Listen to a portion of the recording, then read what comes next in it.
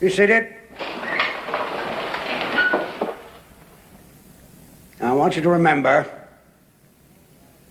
that no bastard ever won a war by dying for his country.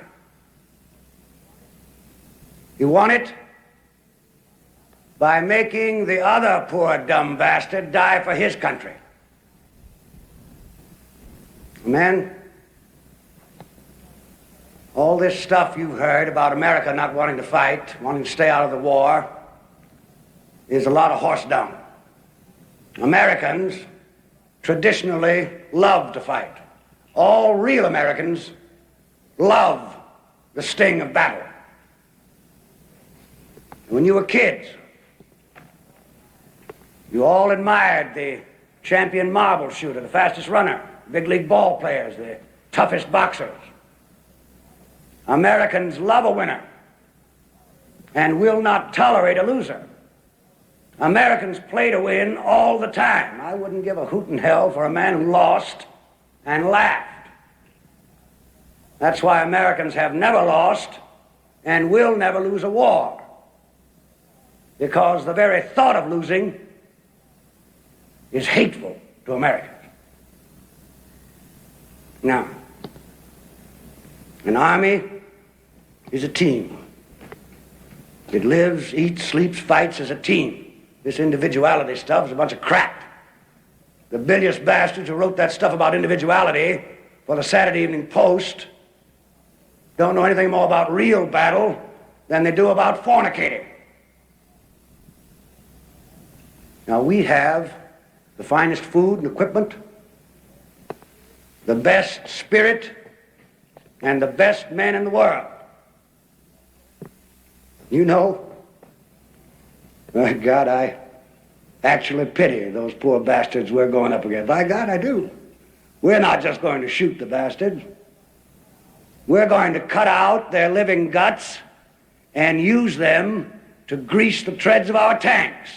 We're going to murder those lousy Hun bastards by the bushel. Now, some of you boys, I know, are wondering whether or not you'll chicken out under fire. Don't worry about it. I can assure you that you will all do your duty. The Nazis are the enemy. Wade into them. Spill their blood. Shoot them in the belly. When you put your hand into a bunch of goo that a moment before was your best friend's face, you'll know what to do. Now, there's another thing I want you to remember. I don't want to get any messages saying that we are holding our position. We're not holding anything. Let the Hun do that. We are advancing constantly, and we're not interested in holding on to anything except the enemy. We're going to hold on to him by the nose, and we're going to kick him in the ass.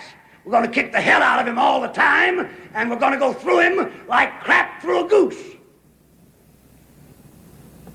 Now, there's one thing that you men will be able to say when you get back home, and you may thank God for it.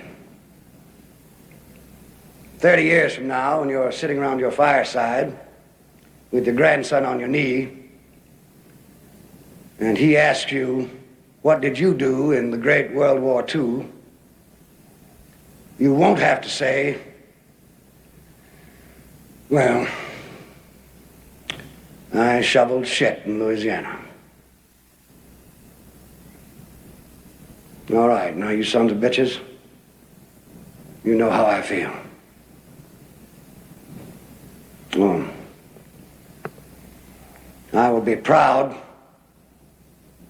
to lead you wonderful guys into battle anytime, anywhere.